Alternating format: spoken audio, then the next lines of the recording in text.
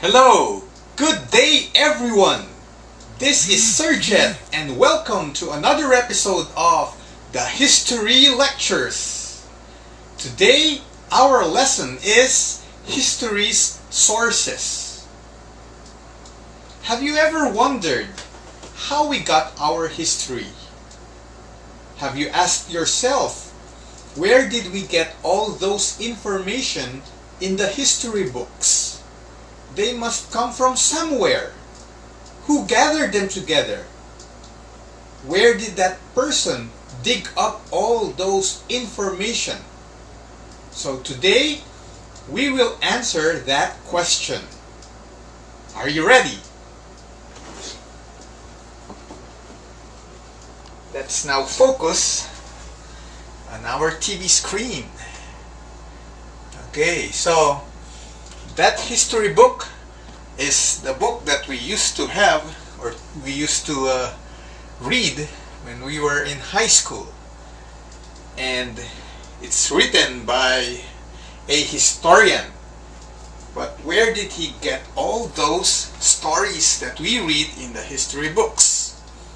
The answer is, they were written by historians who used materials called sources. Alright, so there are two types of sources. They are primary sources and secondary sources. Now, what's the difference between the two? Primary sources, these are materials that are produced by people who were directly involved in the event being studied. Okay? So these are materials from eyewitnesses, from participants of the historical event. They were actually there when these events or stories happened. Now, secondary sources are testimonies of people who were not eyewitnesses.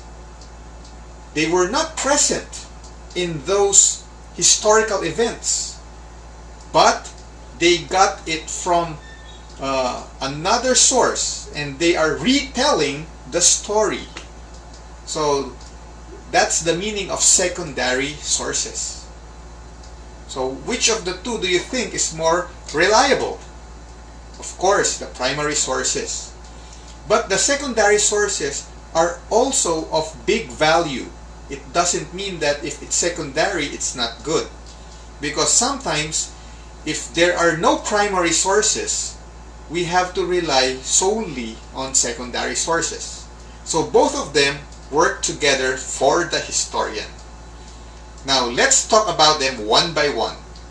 The primary sources. What are examples of primary sources? There are so many, okay? And I classified them into 10 types. Okay, so the first type of primary source is what we call eyewitness accounts. As you can see in the picture, what could be happening here? Okay, maybe you can figure out that there was an accident, okay, because somebody is hurt, and the guy in orange, probably a medic, is trying to help her. And we have here a policeman. You can see the letter E at the back of his jacket, and he has some paper and pen, and he's talking to a woman who's holding car keys. So probably the woman over here is a participant in the accident. She is an eyewitness and also a participant at the same time. And so the notes here that the policeman is making is an eyewitness account. Okay? And that's how historians get their stories. They interview people who were actually there in the event. Here's an example. Do you recognize the people here? We have here a historian or a journalist interviewing somebody. Okay, now this somebody I don't know if you are familiar with his clothes. He's wearing a uniform of the Philippine Revolutionary Army. Okay? He is a contemporary of Aguinaldo and Luna and Del Pilar. They wore the same uniform. And this guy being interviewed is no less than the man himself, Pedrong Taga. Have you heard of that historical character? He is Pedro Hanolino. He's the commander of the Kawit Company and the first man to strike General Antonio. And then the other members of the Kawit Company ganged up on Luna and killed him on the spot. If you were able to watch that movie, okay, this guy is the one who drew his bolo and hit Luna straight on the face. Okay, I think the guy in the movie is named Ketchup. Okay, so Ketchup portrayed the real Pedro Hanolino. Now this is the real Pedro Hanolino. He lived many years after the revolution, and he was actually being interviewed here in the late 1920s by a journalist about his involvement in the assassination, because everybody was curious, and some journalist was able to get a tip that Pedro Hanolino is still alive. So he was able to track him down and interview him and ask him the truth behind the matter. And you know what? The journalist asked him, who ordered the killing of General Luna? Did Aguinaldo order you? And you know his answer? Pedro Hanolino said, no one. We just acted as self-defense. Aguinaldo did not order us, because Luna was very angry at that time, and you know, when Luna is angry, he might kill us. So we killed him first before he killed us. So it's just the spur of the moment. And that is an eyewitness account. That is what the guy who was really there saw, and his side of the story was taken down by that journalist. So that is an example of an eyewitness account.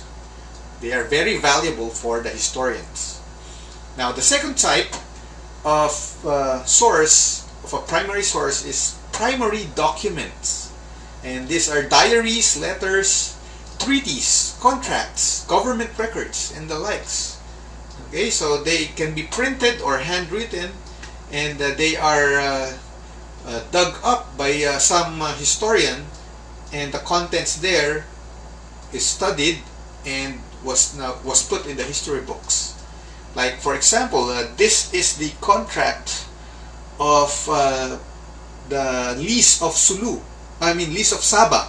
Okay, when Sabah was rented by a British national from the Sultan of Sulu, and Sabah was once upon a time part of the Kingdom of Sulu, and this is the treaty that the two parties signed in 1878, and we still have this in a museum in the United States of America. So this is a very valuable source.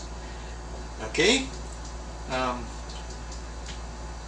another example could be the memoir of Emilio Aguinaldo. He wrote a book in his old age. Okay, and Aguinaldo admitted in his book, okay, that he is the one who ordered the killing of Andres Bonifacio, and he justified why he did that. Okay, so we can read that from his book, okay, based on his diary, and that is a primary document. The letters of Rizal to his sister, and in one of his letters, Rizal said to his sister, when you visit me here in Dapitan, be sure to bring lots and lots of cigarettes because I just ran out of cigarettes here. And that letter is an example of a primary document. Another primary document is when the diary of a Spanish conquistador. He wrote in his diary that the ancient Filipino men which he encountered in the city of in the kingdom of Manila were circumcised. And he was surprised that the men were circumcised. He was expecting that the native Filipinos were not circumcised. Right? And how did he know that they were circumcised? I don't know, but that's what he wrote in his diary. And another primary document is a U.S. military file, which states there, actually it's a payroll of the U.S. military, the USAFE. The payroll, that means these are the soldiers that were officially members of the U.S. Armed Forces. And my grandfather and granduncles, they were there in that list. So that is a primary document. So we know that I come from a family of heroes because my grandparents and granduncles were in the list. So these are examples of primary documents. Number 3, photographs. Okay? Old photographs are primary documents or primary sources of history. We learn a lot from photographs. We know how our heroes really looked like. Okay? Like this one. This is not Mr. Bean, but this is Manuel Quezon. This is how the real Quezon looked like. And this is the real Andres Bonifacio. Okay? He looks like an ID picture. Okay? But this is not a painting, but this is a photograph. So that's how the real Andres looked like.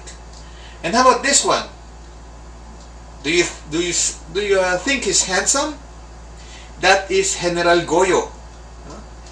General Gregorio del Pilar, the most handsome general in his time. And according to other sources, he had so many girlfriends. He died early at the age of 24. And when the Americans found his body, they opened the pockets and the bag he's carrying, and they found 84 love letters from different girls. Not just one, but so many. And you can just imagine that face was really a heartthrob during that time. So photographs tell us a lot about history. And also photographs of places reflect the social conditions and historical realities in everyday life. Like this one is this is a picture of Binondo Divisoria area in 1900. Okay, so that's the old Binondo Church, and this is the road going to Binondo Church. And you turn here, turn left, and you have Divisoria already. And they have carabaos. They don't have jeepneys, and lots of traffic during that time. So photographs are really, really valuable. Now this is also a very rare photograph. This was taken in 1896, and the guy here is not Charlie Chaplin. That is Jose Rizal in his execution. And we can deduce a lot of information from pictures. Like Rizal had a large head. Okay? According to his sisters, Rizal had an unproportional body. His head is quite large, and indeed the photograph confirms that. And he faced west based on the shadows in Luneta. If that is 7 a.m., then he's facing west. And we can also see that there were street lights already in Luneta, so there was electricity in 1896. And there is a dog in Rizal's execution over here. Do you see that dog? Okay, so the dog is like a military dog, okay? Or the owner must be a Spanish soldier. So photographs gives us valuable clues about the past. Okay, another source is sketches, drawings, and they indicate how societies look like in the past. Now this is a sketch by Jose Rizal, and he drew this from his ship when he was passing by the city of Aden in Yemen. So Rizal was going to Europe, and his ship passed by the Middle East, and he saw the city of Aden. And we can learn a lot that maybe in the field of architecture, that we have here a building that looks like the Malayan basketball gym, right?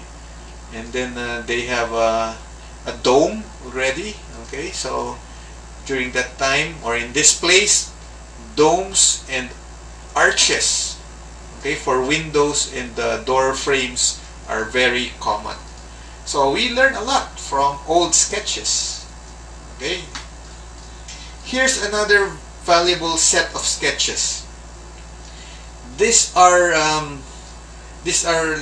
from a book called the Boxer Codex. Okay, so the Boxer Codex is a collection of sketches bound together. Okay, and these are large sketches, maybe the size of 2 bond papers probably, and they were made in 1590. Wow, when the Spaniards were very, very new in the Philippines, and it shows how the Spaniards it shows how the Filipinos looked like in 1590. So the artist saw the natives he encountered and drew them, okay, how they dress up and other details of their physical features, and he put it he put watercolor in it, and we were able to preserve this Boxer Codex collection of old drawings, and we can learn a lot from them, okay, from the drawings. Like we can see that the Visayans had tattoos all over their bodies, okay, and they wear a bahag, and even the women were topless, okay, and they have a headgear that looks like a turban, and they were barefooted. So the artist who drew the Boxer Codex said the Visayans look like this. Okay, and then for the Tagalogs, okay, so the Spanish artist noticed that the Tagalogs had more clothes than the Visayans.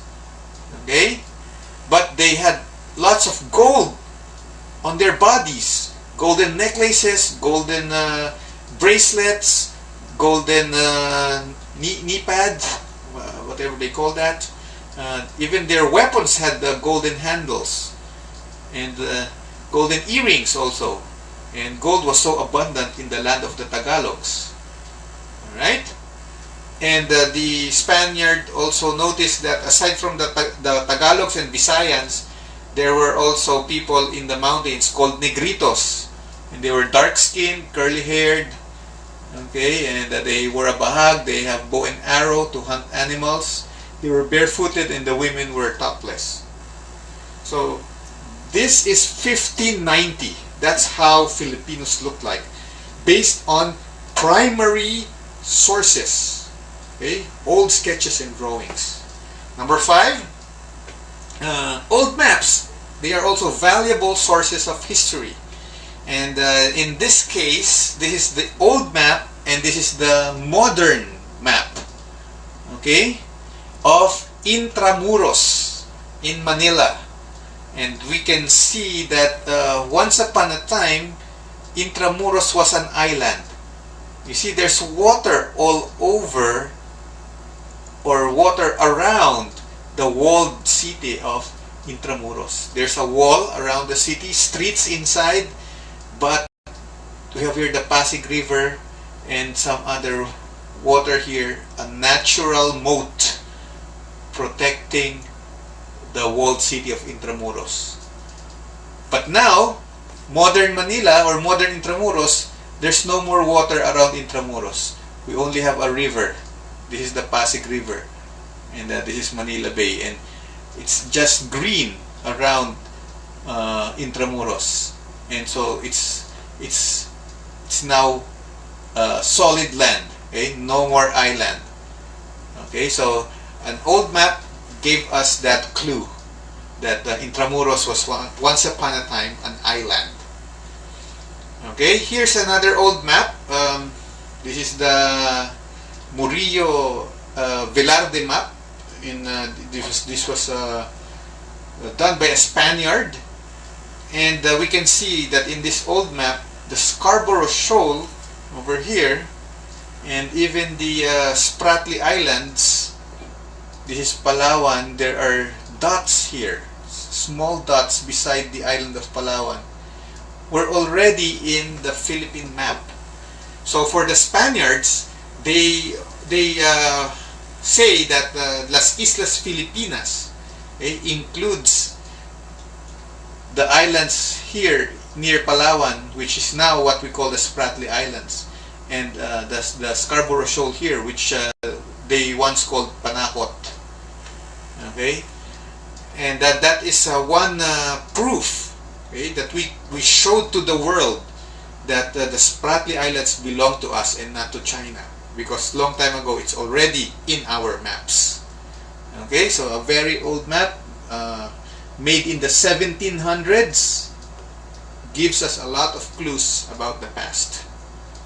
Number 6, editorial cartoons, okay, or caricatures are also sources of history. We can find this in newspapers, okay, because they show the political expression and propaganda during that time. We can see the political atmosphere, okay, how people were behaving politically in the time when that newspaper was published. So this is 1938, and we can see Quezon is there, and here is the laborers who wanted to punch the capitalists, and Quezon is preventing the laborers to hurt the capitalists. And figuratively, it's like saying the government, which Quezon represents, is on the side of the capitalists, the factory owners, in this kind of labor dispute. Okay, so here's another example of an Ed cartoon in 1898. Wow, this is a very old caricature from a very old newspaper, and it shows here the president of the US, how he treats the Filipinos, or how he looks at the Filipinos, that we are savages, okay? And if we don't watch it, we will fall down. Okay, and he's just rescuing us from tragedy. So to justify the colonization of the Philippines by the US, the American president is saying we're doing them a good thing, actually, okay, by saving their lives. So that is the political situation in 1898, taken from editorial cartoons. Okay, number 7 source of history are material evidence of the past, and these are artifacts, fossils, old structures, and the likes. Okay, so these are remnants of the past, like the Stonehenge, the old statues on Easter Island. This is a caveman's knife, okay, used to butcher a deer or a big animal. And you know what this is? This is a caveman's needle, okay, and the hole is for them to put a vine so they can sew together their shirt, okay, or clothes. Okay, and these things are called material evidence, okay, artifacts. Now in the Philippines, we also have such artifacts, like the Manunggul jar, this one, old burial jar of the natives, and they put the dead in the jar, and the jar has a cover, which has a statue of a boat and two people. This one represents the dead, and he has like an angel or somebody from the afterlife who will row him. Okay, he will row him to the place of eternity. Okay, and we know because of this artifact what our ancestors believed in. Okay? Now, how about this one? This is a jaw, okay, from a skeleton, and that is the so-called Bonifacius skull, okay, that had smashed teeth because he was bayoneted in the mouth when he was arrested by Aguinaldo's men. So Bonifacio put up a fight when he was trying to resist the arresting officers, and to pacify him or to pin him down, Aguinaldo's men one of them plunged his bayonet straight into Bonifacio's mouth, and that caused the teeth to break, and he did not die with that bayonet blow. They brought him to Aguinaldo, and Aguinaldo had a trial to sentence him to death, okay, for being a threat in the leadership of the revolution. So that's the story of Bonifacio, which we will study later in the next lessons. Now, this is the skull of Rizal, okay, and it shows that he was a crossbite. Look at your teeth. The normal teeth or the normal jaw or arrangement or alignment of teeth is that your lower teeth is inside, okay, inside the alignment, okay, of the upper teeth. Okay, so the upper teeth is ahead, and then behind would be the lower teeth. But Rizal had a perfectly aligned upper teeth and lower teeth. So we call that crossbite. Okay, he was a crossbite. Material evidence, they show or they tell us a lot about history. Okay, number 8, statistical tables, graphs, charts, old journals, statistics, okay, from the past. They tell us how many is the world population in this year and that year, how the peso devaluates, how much is the peso in 1941. Compared to the dollar, okay, etc.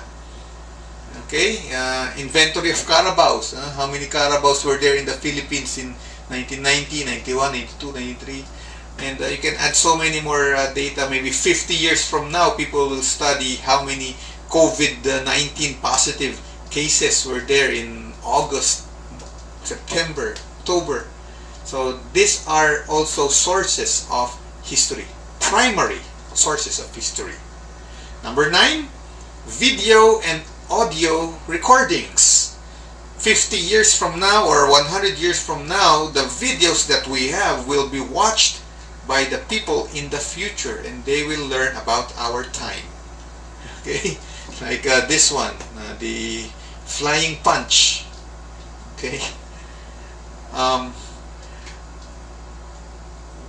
the holiday August 21 is about the assassination of Ninoy Aquino, and the video or on the assassination itself became a very valuable source for the investigators in that time.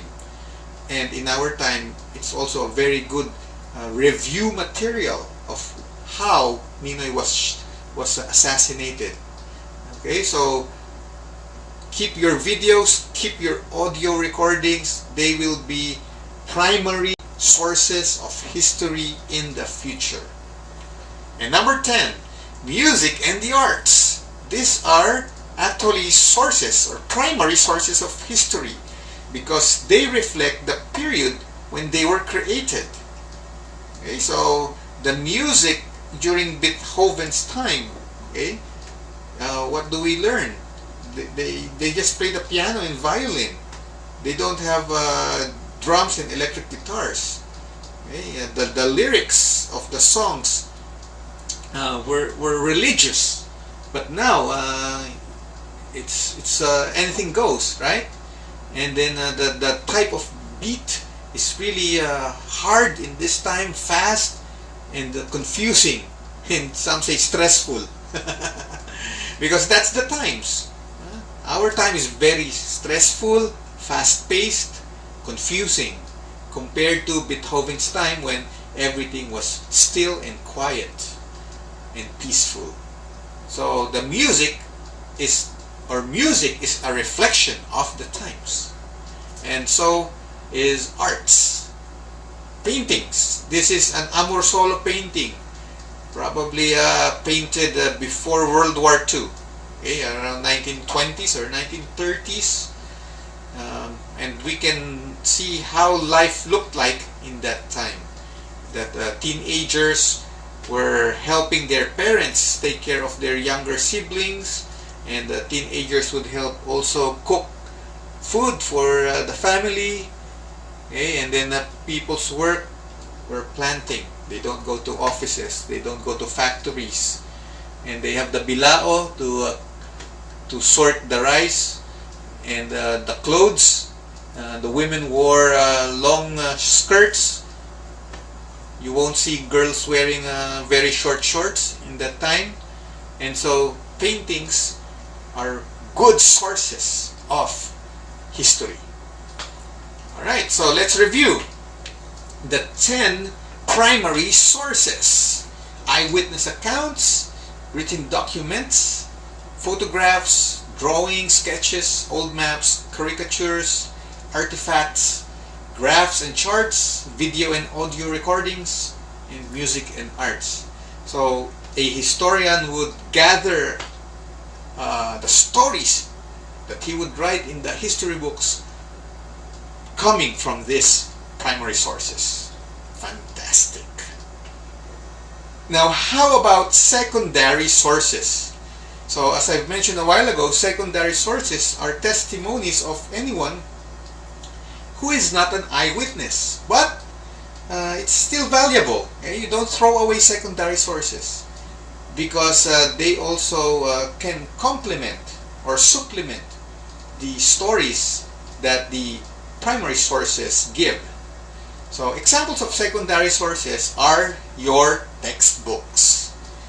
Okay, so the one who wrote your textbook, like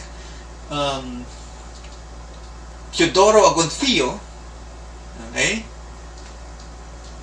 got his stories from eyewitness accounts, artifacts, documents, put them all together into a history book. So that is an example of a secondary source.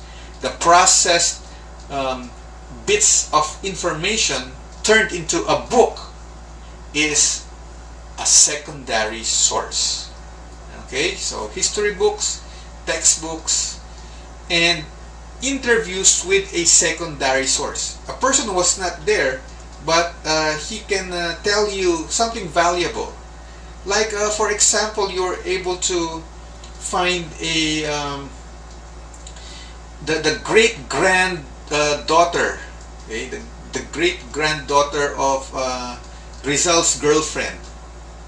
Okay, so a historian found one. Okay, the great granddaughter of Osei-san, and Osei-san is Jose Rizal's Japanese girlfriend. And the historian interviewed the granddaughter, and the granddaughter passed on to the historian stories she heard from her great grandmother when she was still alive.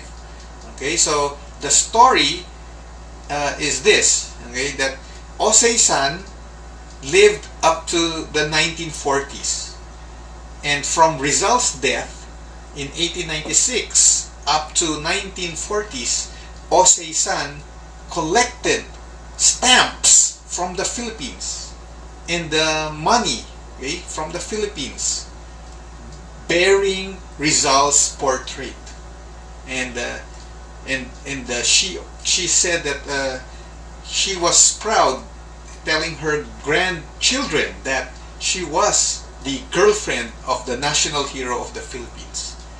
And that story is a secondary story, or a secondary source, a story coming from a secondary source, because the great granddaughter of Osei-san wasn't there when Rizal was alive, but she just heard stories from her parents, grandparents, and great grandparent. So that is an example of a secondary source interview. Alright, so our summary for today: primary sources and secondary sources. These two are the sources of history. What you read in the history books are from these two types of information. Okay, so these are the sources of history. Fantastic. And we have discussed today, okay, that primary sources would be the materials that were original. Okay? They come from the past, like the authentic, the real one, bolo of Bonifacio, or the real hat of General Luna, okay? Or the diary of Mabini. So these are the primary sources. Okay? An interview with somebody from the past, still alive today. Okay? Like in that time, Pedro Tagak was still alive. So he was interviewed. So these are primary sources. While secondary sources are testimonies of people who were not eyewitnesses, but they heard stories from their grandparents or from somebody who was actually there in that historical time. And if you can interview such people, that is what we now call secondary source. Okay, so remember the two types of sources, primary and secondary. And together, they are history's sources. Alright, so I hope you learned a lot today. This has been Sir Jet saying goodbye, thank you, and I'll see you in our next class.